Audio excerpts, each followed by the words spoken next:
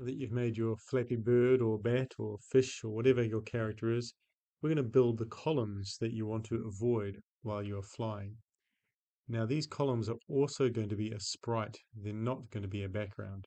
So we're going to go down to here and we're going to choose paint to create our columns.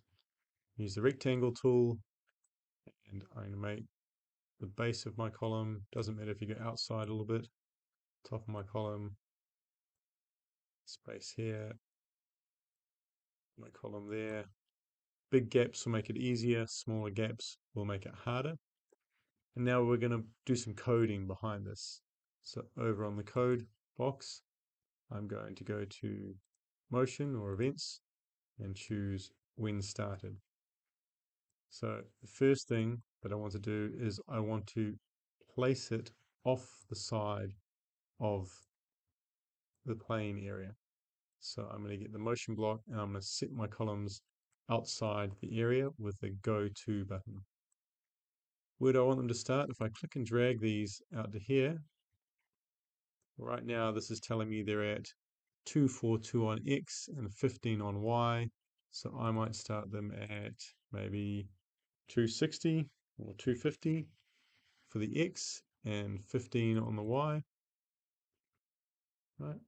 And now what I want to do is I want these columns to move slowly across the page. So I'm going to find the glide button here. So I'm going to glide here, and I'm going to glide for 3 seconds, 5 seconds I think is in the tutorial, and I'm going to glide to negative 280. And that should take them off the left-hand side of my page. And I'm going to keep the Y position as it is now. So I'm going to go grab Y position there, put Y position there.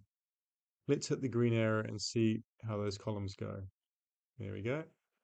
See they're moving.